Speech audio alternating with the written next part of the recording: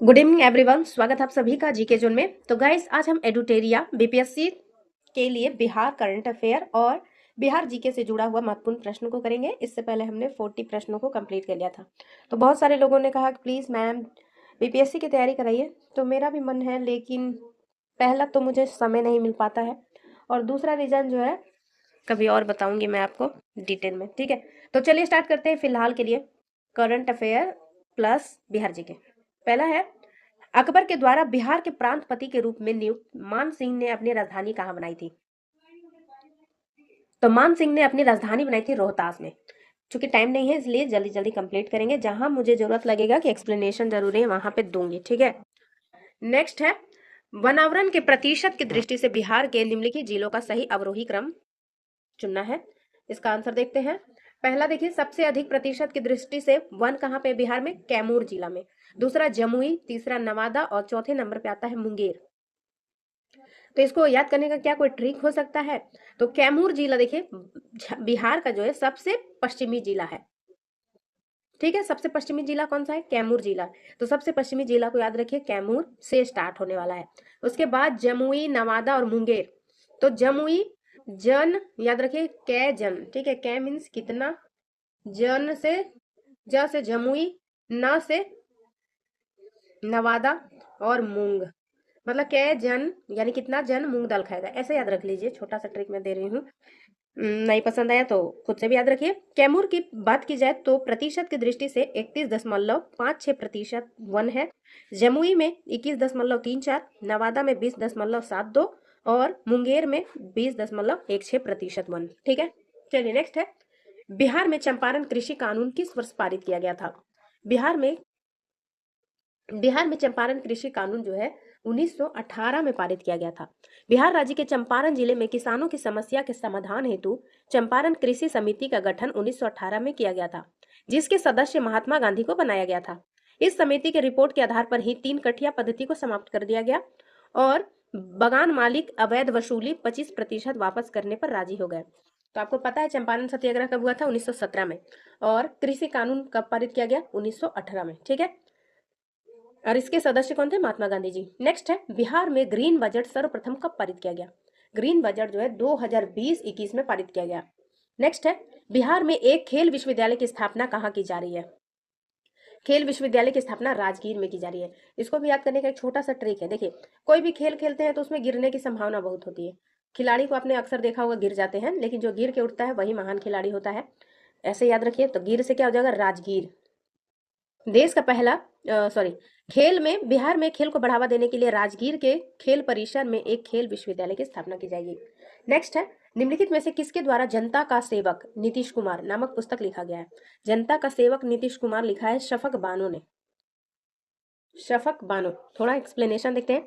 जनता का सेवक नीतीश कुमार पुस्तक के लेखिका शफक बानो है। पुस्तक का लोकार्पण जो है वशिष्ठ नारायण सिंह द्वारा किया गया था। नेक्स्ट है, बिहार का निम्नलिखित में से वह कौन सा जिला है जो नेपाल एवं पश्चिम बंगाल दोनों की सीमा साझा करता है?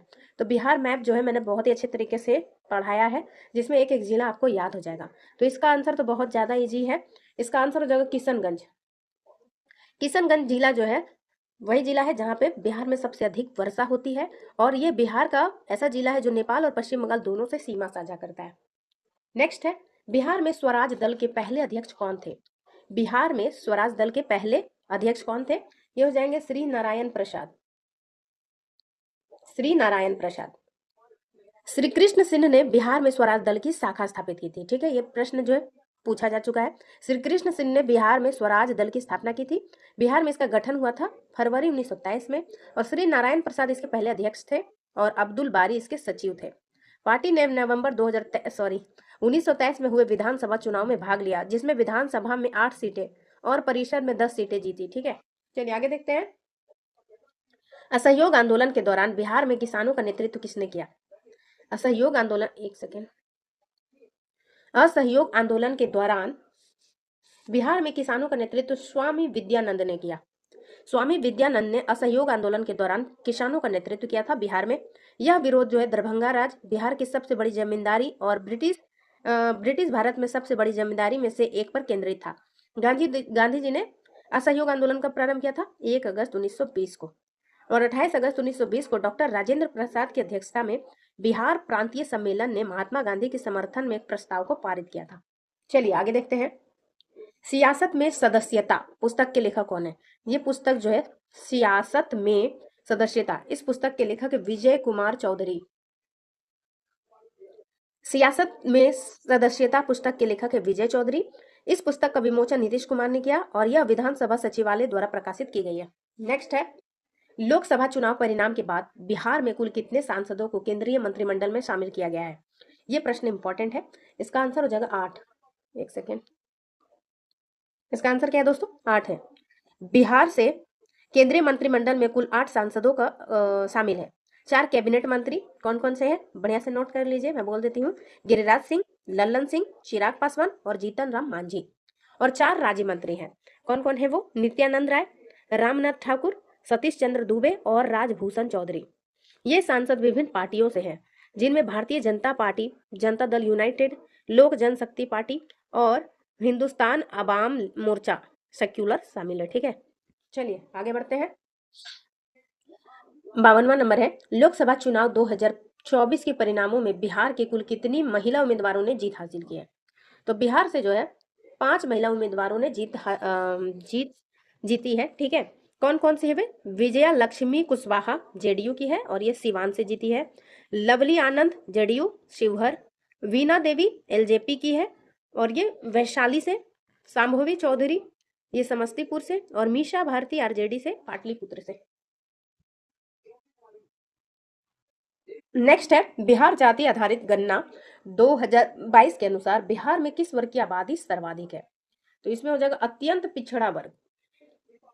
बिहार की कुल आबादी 13.07 करोड़ लोग है, जिसमें अत्यंत पिछड़ा वर्ग ईबीसी 36.01%, लगभग 4.70 करोड़। ओबीसी है 27.12%।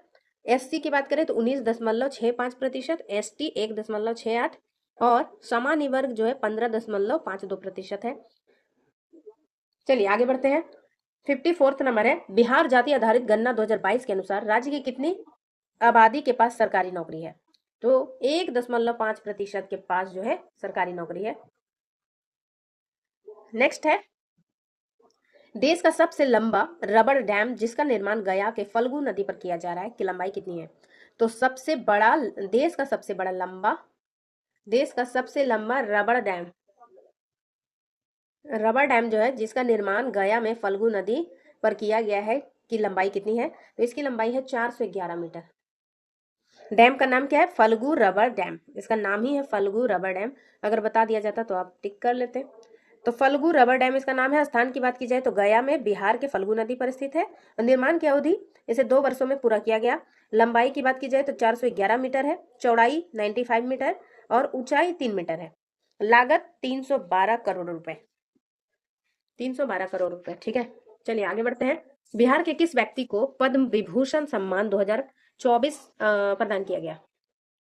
2024 ध्यान रखिए लेटेस्ट है। इसका आंसर ऑप्शन नंबर बी। क्या हो गया? बिंदेश्वरी पाठक।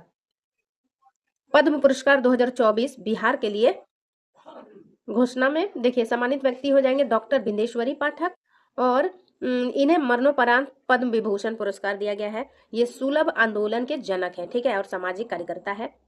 सीपी ठाकुर की बात की जाए तो सीपी ठाकुर को चिकित्सा के क्षेत्र में उनके योगदान के लिए उन्हें पद्म भूषण दिया गया है।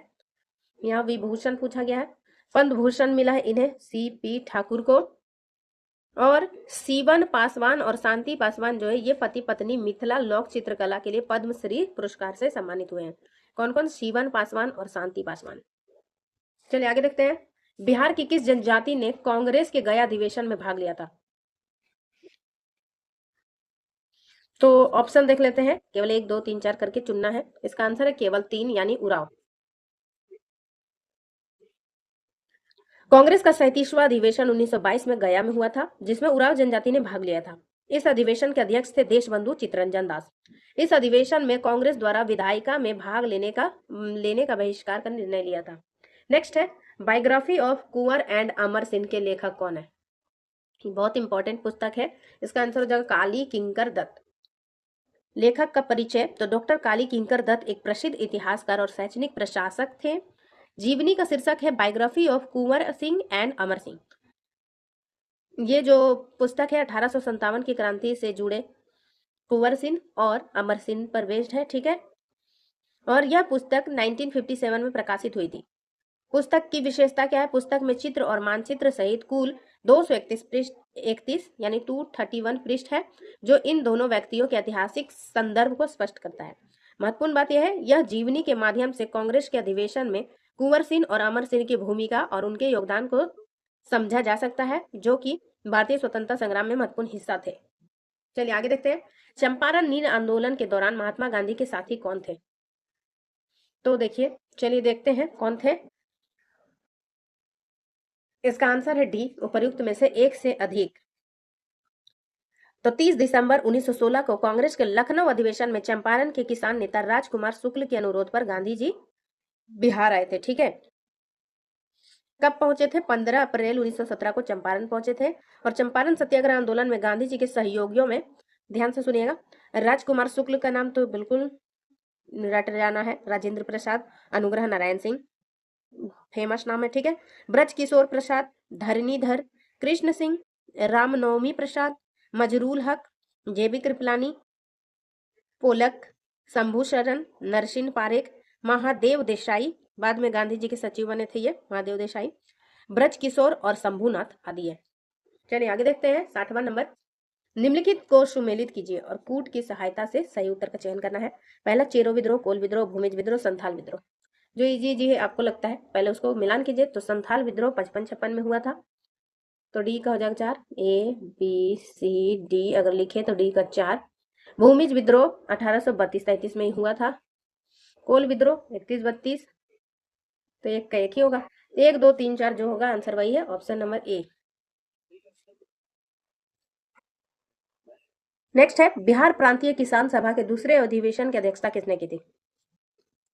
इसका आंसर हो जाएगा पुरुषोत्तम दास टंडन। पुरुषोत्तम दास टंडन। तीसरा अधिवेशन जो है स्वामी सहजानंद सरस्वती की अध्यक्षता में हुई थी, ठीक है। आगे बढ़ते हैं। बिहार में चौथा कृषि रोड मैप का कार्यकाल कब से कब तक रहा है? इसका आंसर हो जाएगा 1 अप्रैल 2023 से 31 मार्च 2028। बिहार में एस्बेस्टस किस जिले में पाया जाता है? तो एस्बेस्टस जो है बिहार के मुंगेर जिले में पाया जाता है। बिहार के किस स्थान में फूड पार्क की स्थापना की स्वीकृति नहीं दी गई है? इसका आंसर हो जाएगा हाजीपुर। तो गाइस हाजीपुर कौन सा जिला में पड़ता है? चलिए कमेंट सेक्शन में बताइएगा अगर आपको पता है तो। नेक्स्ट है, तो एक्सप्लेनेशन सेक्शन से कुछ इंपॉर्टेंट फैक्ट बता देती हूँ कि बिहार में भागलपुर, बक्सर और कटिहार में 3 फूड पार्क स्थापित करने की स्वीकृति दी गई है, ठीक है। भागलपुर, कटिहार और बक्सर। बिहार वर्तमान में देश के खाद्य उत्पादों में 7वें, सब्जी उत्पादन में 3रा और फल उत्पादन में 6ठे स्थान पर है। मखाना उत्पादन में प्रथम और एकमात्र राज्य है। लीची उत्पादन में भी देश में पहला स्थान है। और पटना के बिहटा में पैकिंग घर का निर्माण किया गया है। नेक्स्ट है, रामायण सर्किट से संबंधित निम्नलिखित में से कौन सा युग में सुमेलित नहीं है?